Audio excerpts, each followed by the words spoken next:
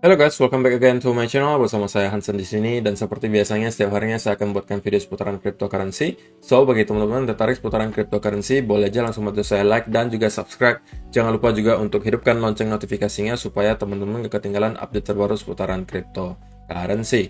Oke, pada hari ini seperti biasa guys, kita akan bahas seputaran Bitcoin dan pastinya nanti akan ada berita beserta data terbaru yang pengen saya share untuk kalian semua. So, stay tune terus sampai akhir video. Kita akan mulai videonya sekarang. Let's go. Seperti biasa guys, kita akan mulai dari coin market cap terlebih dahulu. Pada hari ini secara global market cap crypto itu di angka 2,49 triliun dolar atau turun sekitar 3,69%. Bitcoin sendiri di angka 58.827, turun 3%, Ethereum 4.000 dolar, kemudian Binance 456, Cardano 1,93, Solana 186 dolar. Shiba Inu guys, sudah berada di urutan ke-7. Dan menariknya lagi, market cap Shiba Inu sekarang udah tidak jauh lagi dari Solana bahkan Cardano guys. Jadi kalau hari ini kita mendapati ekstra 20 atau 30% lagi, mungkin Shiba Inu malah bisa menyalip Solana bahkan Cardano. Gila banget nggak? Sekali lagi congratulations untuk kalian semua yang merupakan Shiba holder, apalagi yang udah beli dari zaman-zaman bahula gitu ya. Congratulations sekali lagi, kalian harusnya mendapatkan cuan yang banyak banget gitu ya. Dan saya cuma pengen ingatkan satu aja guys, kita tidak pernah tahu gitu ya apa yang ada di pikiran para whale Shiba Inu ini. So, menurut saya penting untuk teman-teman selagi harganya lagi naik terus menerus, teman-teman take profit secara cicil gitu guys. At least teman-teman cicil take profitnya, jangan sampai teman-teman terlalu greedy bawaannya, kemudian pengen jualan ketika udah di puncak, karena kita tidak pernah tahu kapan puncaknya guys. Untuk mengantisipasi hal-hal yang tidak kita inginkan, kalau memang kalian percaya banget dengan Shiba Inu, katakanlah projectnya, at least kalian TP dulu, cicil TP-nya, nggak perlu semuanya, nggak apa-apa. Supaya apa? Kalau misalnya terjadi hal-hal yang tidak diinginkan, katakanlah terjadi koreksi besar, kalian kalau percaya dengan projectnya Shiba Inu, kalian masih mempunyai amunisi untuk kembali masuk, karena kemarin kalian udah take profit gitu. Daripada kalian menebak-nebak kira-kira di mana puncaknya, lalu kalian pengen sell di sana, itu agak sulit. Hoki-hoki kalian dapat, tapi kalau nggak dapat, kalian bisa malah kehilangan semua profit yang sudah kalian hasilkan.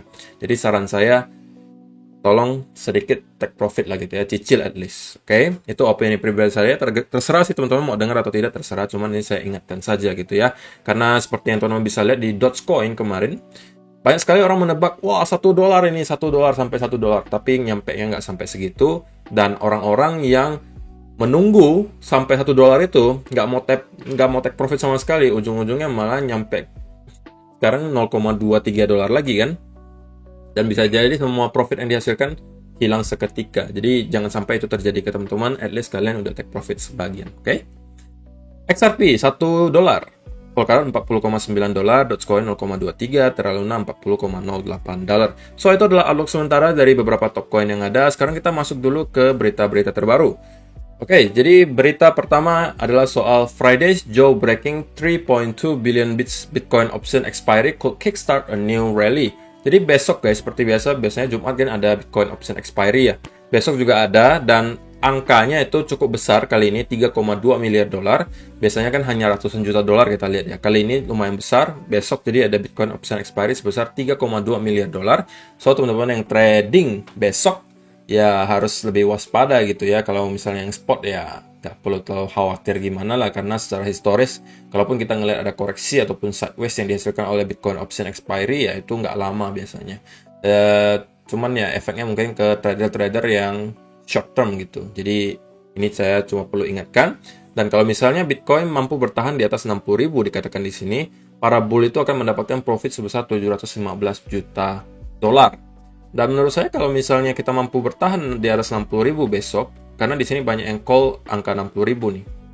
Oke, kalau misalnya para bull ini dapat profit, ya mungkin profitnya akan dibalikkan lagi ke koin-koin atau kripto gitu. Dan itu harusnya ya hal yang positif lah gitu ya. Jadi mudah-mudahan aja besok kita mampu stay di atas angka 60.000. Oke. So, itu berita pertama. Kedua juga ada berita soal don't get bearish on Bitcoin just yet, says veteran trader who called 2018 crash. Jadi si Peter Brand ini seorang trader veteran lah gitu ya. mengatakan bahwa kalian jangan sampai terlalu cepat untuk mengatakan Bitcoin ini udah bearish gitu, alias sudah masuk bear market. Karena menurut dia, walaupun kita ngelihat ada semacam head and shoulder di Bitcoin chart, menurut dia ini ya bisa jadi hanya menghasilkan sebuah koreksi yang wajar gitu. Karena menurut dia masih yakin kemungkinan masih akan bullish untuk Bitcoin. Apa kalian setuju dengan si Peter Brand ini, atau kalian merasa head and shoulder yang kemarin terjadi itu adalah akhir dari segalanya dan kita akan masuk ke bear market? Apakah kalian setuju yang versi Peter Brand yang mengatakan ini bukan segalanya, kita masih bisa tetap naik, ataukah menurut kalian head and shoulder itu membuktikan bahwa market sudah kehilangan momentum dan kita akan reversal? Silakan komen di kolom komentar di bawah. Next, ini juga adalah salah satu yang mungkin teman-teman tanyakan ke diri kalian sendiri ya. If you fear the top being in, ask yourself why. It's not based on any indication, none are close. Is it because the price dip? Someone said top was in, both will keep happening. Base your sentiment on something with a track record or you won't be around for the top you fear. Jadi di sini istilahnya ya dia kasih wejangan lah si tech dev ya gitu ya. Kalau kalian merasa atau takut gitu bahwa Bitcoin ini kayaknya udah masuk ke topnya gitu, dia tech dev ini cuma pengen tahu apa alasannya gitu. Kalian merasa ini udah topnya dari bull market. Karena secara indikator, ini di sini dikatakan indikator rata-rata itu belum mengatakan kita udah masuk di topnya bull market. Indikator rata-rata belum ada yang mengatakan itu. Lalu tanya si tech dev, apakah karena price-nya lagi turun doang, koreksi, lalu kalian takut gitu, ini udah masuk topnya bull market? Atau cuman gara-gara ada orang yang mengatakan ini kita udah di top bull market tanpa ada alasan yang jelas gitu kan? Apakah hanya karena itu kalian takut? Jika jawabannya iya, kalian takut hanya karena orang-orang ngomong ini masuk bear market tanpa ada data dan analisa yang jelas, atau karena hanya koreksi sejenak kalian merasa takut, kemungkinan besar kalian tidak akan bertahan lama gitu ya, dan menahan kripto kalian sampai nanti top bull market. Itu menurut si Dev. Next, ini adalah data on-chain hari ini ya. Jadi ini adalah supply shock ratio, oke, di sini. Dan si Will Clemente ini makin kreatif sekarang dan dibuatin semacam trendline di sini. Yang supply shock ratio-nya yang hijau ini guys ya. Oke, jadi kalau misalnya simpelnya aja ya, simpelnya dasarnya kalau misalnya kita ngeliat yang hijau ini menurun, itu adalah fase akumulasi gitu ya. Ketika ini naik, ini adalah fase distribusi. Simpelnya saja seperti itu ya. I think trend lines are valid on-chain analysis just as they are with technical analysis. At the end of the day, we are visualizing patterns of human behavior. With that being said, current structure resembles the early stages of a bull market. Jadi menurut Will Clemente, ketika kita menyentuh, setiap kali kita menyentuh ini trendline bawahnya ini guys, ini kita masuk ke tahap awal bull market gitu. Karena ini teman-teman bisa melihat setiap kali kita menyentuh titiknya di sini, titik trendline bawahnya ini, setelahnya itu kita mendapati ada rally yang cukup kencang. Pertama di sini teman-teman bisa lihat. Karena ini mungkin belum bisa dihitung ya guys, karena sentuhan kedua baru bisa kita buat semacam trendline gitu kan. Baru ini kita bisa hitung, kita ngelihat sentuhan kedua ini kita menghasilkan ada rally yang cukup kencang. Sentuhan ketiga juga sama, ini adalah bottomnya bear market kemarin, juga kita menghasilkan rally yang kencang. Kemudian juga di sini, ini adalah Black Swan event yang dihasilkan oleh COVID kemarin, dan akhirnya juga menyentuh trendline bawah di sini, dan akhirnya kita rally ke atas. Kemudian sekarang kita kembali lagi ke area trendline tersebut. Dan menurut si Clemente, ini adalah fase awal bull market. Jika itu yang benar terjadi, maka kita masih mempunyai space banyak sekali untuk naik ke atas ini guys. Oke, dan ini mungkin bisa teman-teman jadikan sebagai salah satu indikator untuk mengindikasikan top dari sebuah bull market juga. Apabila kita mungkin sudah melihat garis hijau ini nyampe lagi ke trendline atas di sini. Oke, jadi sekarang rata-rata indikator itu menunjukkan kita sama sekali belum dekat dengan yang namanya top bull market. Oke, jadi kalau saya pribadi, saya sudah katakan dari berbulan-bulan lalu, bahkan ketika kita koreksi di bulan Mei itu saya katakan, saya pribadi, saya lebih prefer kita masih setengah jalan di bull market. Walaupun udah ada yang mengatakan, koko sembarangan, ini kita udah bear market, kalau kita akan ke 20.000, kita akan ke 15.000, tapi ternyata tidak terjadi. Kemudian kita rally ke 53.000, koreksi ke 40.000. Hal yang sama juga terjadi. Orang-orang bilang, ini kita bull trap. Ini dead cat bounce. Kita akan masuk bear market. Kita akan ke 20.000. Tapi kenyataannya, kita masuk all time high lagi. Nah, ketika masuk all time high, kita koreksi lagi sekarang ke 60-an ribu, bahkan 57 atau 58 ribu. Dan orang-orang itu mulai muncul lagi, guys. Mengatakan, kan udah saya bilang, ini bull trap, gitu kan. Ini kita sudah masuk bear market. Sudah saya katakan dari berbulan-bulan lalu, mereka klaim seperti itu. Ya, mereka akan selalu klaim seperti itu, guys. Mereka akan selalu cari cara untuk ngeklaim mereka itu benar. Jadi kalau kalian masih terpengaruh dengan hal-hal seperti itu, menurut saya agak aneh gitu. Kalau mereka mengatakan kita di bear market, kalian cukup tanya analisanya mana, datanya mana, indikasinya apa. Kalau misalnya mereka tidak bisa menjawab semua itu, lalu kalian percayanya karena apa juga, saya bingung gitu. Kalau mereka hanya bilang, kita udah masuk di bear market, lalu ditanya, kenapa bear market? Ya pokoknya bear market deh, coba lihat kondisi ekonomi Amerika Serikat. Cuma itu doang, katakanlah. Kalian, kalau masih percaya dengan kayak gitu, ya kalian agak sulit gitu menjadi holder di kripto. Karena setiap saat, hampir setiap bulan kita akan melihat FUD datang dari China lah, bilang nge-ban Bitcoin lah, dari ekonomi Amerika Serikat yang dibilang akan tapering, ini itu. Setiap bulan akan ada gitu guys. Kalau kalian selalu ketakutan dengan hal-hal semacam itu, kalian akan sulit menjadi holder di kripto gitu. Menurut saya seperti itu ya. Jadi jangan heran kalau ketika nanti misalnya kita, walaupun kita udah naik ke 70, 80 ribu, ketika nanti kita koreksi lagi 10%, 20%, orang itu akan muncul lagi. Nah, ini udah topnya bull market nih.